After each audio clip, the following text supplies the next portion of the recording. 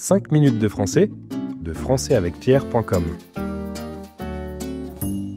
Salut tout le monde! On se retrouve à nouveau pour un nouvel épisode de 5 minutes de français.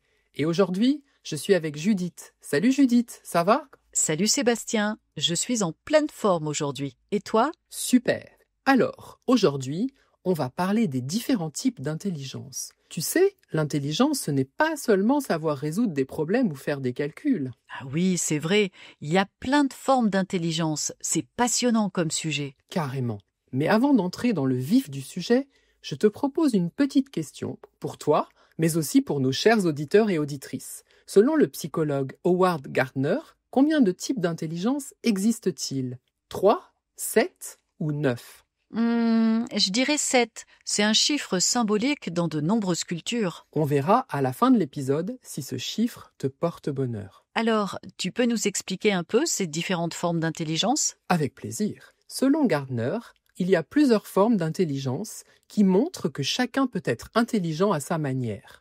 Par exemple, il y a l'intelligence linguistique, c'est-à-dire la capacité à bien utiliser les mots, à écrire ou parler efficacement. C'est justement ce qu'on met en pratique dans notre métier, non? En tant que prof, on travaille beaucoup avec le langage. Tout à fait. Ensuite, il y a l'intelligence logico-mathématique, qui concerne la capacité à résoudre des problèmes logiques ou mathématiques. Ah, c'est celle qui est sans doute la plus connue. Une personne qui est douée pour résoudre des problèmes logiques ou qui est bonne en mathématiques est souvent considérée comme très intelligente. Exactement. Mais il y en a d'autres. Par exemple, l'intelligence spatiale. Tu en avais déjà entendu parler? C'est celle qui permet de bien se repérer dans l'espace ou d'imaginer des objets en 3 dimensions. Intéressant. C'est vrai que même si on sait résoudre des équations hyper complexes, on peut avoir du mal à sortir d'un simple labyrinthe. J'imagine que les architectes et les artistes ont une forte intelligence spatiale du coup. Ils ont souvent le compas dans l'œil. C'est vrai. Il y a aussi l'intelligence kinesthésique, qui est liée au mouvement et à la maîtrise du corps. Tu veux dire que le fait de savoir bien utiliser son corps, comme un sportif ou un danseur par exemple, c'est une forme d'intelligence? Je trouve que c'est davantage lié au travail et à la pratique, non? Eh bien, d'après ce psychologue, il s'agirait bien d'une forme d'intelligence. Mais il est vrai que ça semble moins évident. Il y a aussi l'intelligence musicale, qui correspond à la sensibilité au son, au rythme, à la mélodie. Ah, ça me parle. Tout le monde n'a pas le rythme dans la peau. J'ai déjà entendu parler d'intelligence interpersonnelle aussi, c'est-à-dire la capacité à comprendre et à communiquer avec les autres. Oui, c'est important dans beaucoup de métiers, notamment ceux qui nécessitent de travailler en équipe. Ça demande beaucoup d'empathie. Il y a aussi l'intelligence intrapersonnelle dans le même style. J'imagine que ça concerne plus la connaissance de soi, de ses émotions et de ses motivations, c'est ça? Exactement.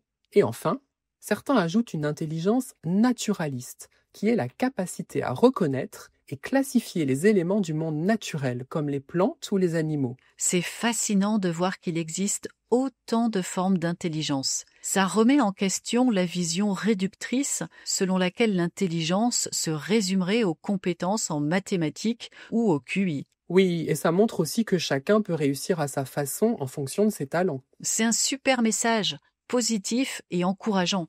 Alors, tu me donnes la réponse à la question du début? Avec plaisir. La bonne réponse est 9 types d'intelligence, selon Howard Gardner. Oh zut! À partir de maintenant, ce sera le 9, mon chiffre porte-bonheur. Et pour finir, on vous explique quelques expressions ou mots importants qu'on a utilisés aujourd'hui. Tu commences, Judith? Avec plaisir. On commence par l'expression « avoir le compas dans l'œil », qui veut dire être capable d'évaluer les distances sans avoir besoin d'outils et avec facilité. Ensuite, Judith a utilisé l'expression « avoir le rythme dans la peau ». Cela signifie simplement être naturellement doué pour la musique et la danse. Et enfin, j'ai parlé de QI. C'est un sigle qui désigne le quotient intellectuel. C'est le résultat d'un test qui fait un peu polémique et qui est censé mesurer l'intelligence d'une personne. Parfait. Voilà, c'est tout pour aujourd'hui. Et vous, quel type d'intelligence pensez-vous avoir? Dites-le nous dans les commentaires. Et n'oubliez pas de télécharger la fiche PDF avec la transcription et le vocabulaire. Vous la trouverez dans la description sous cette vidéo ou sur notre site françaisavecpierre.com. À la semaine prochaine. Salut tout le monde! 5 minutes de français avec Pierre.com.